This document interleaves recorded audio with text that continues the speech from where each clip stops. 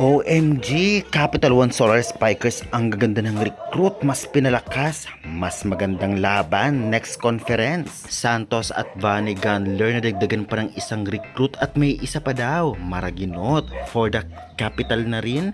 At syempre, ano pa o sino pa ang isang malakas na player na recruit nila? Yan ating pag-uusapan this video. Kaya before that guys, please naman, huwag niyong kalimutan mag-like, comment, and subscribe, and pa-hit the notification bell for more PBL UAAP volleyball updates dito sa Pilipinas. Maraming salamat sa support, pa-like and share na rin, and abil na kayo ng ating Creamline Chocomucho t-shirt. Maraming salamat. Well, na-confirm na nga si Santos o si Erica Santos at Vani Gandler ay napunta na sa Capital One Solar Spikers kasama ang mga galing na player kagaya na Bella Belen, ngunit may isa pang recruit. Ito ay si Jaja Maraginot, isang galing na setter din.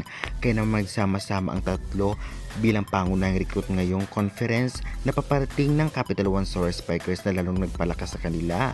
Well, kita nga natin na grabe ang pagsalubong sa tatlo ng mga players ng Capital One. May pa-surprise na jacket pa para sa mga bagong player nito. Tiyak lalong magpapalakas sa Capital One ang tatlong player na ito, lalong-lalo pa galing sa team na Signal na silver medalist ng nakaraang conference sa PVL, na talagang kitang-kita natin na napakalakas ng player sa opposite at open spikers. Grabe, dagdagan pa ng magaling na setter na si Maraginot. Kaya naman tiyak lalong nagulat at nasindak ang ibang team na tiyak paghahandaan sila sa paparating na PVL on tour ngayong June. Ngayon pa lang masasabi ko talagang grabe ang recruitment ngayon ng Capital One na posibleng sila ang dahilan para makapunta ng semis o finals ang team nilang Capital One Solar Spikers. Dahil kung tutuusin, kompleto agad ang first six: Vani Gandler, Erica Santos, Bella Belen. Very effective hindi lamang sa opensa kahit sa depensa. Samahan para mga galing na setter, hindi lang yan.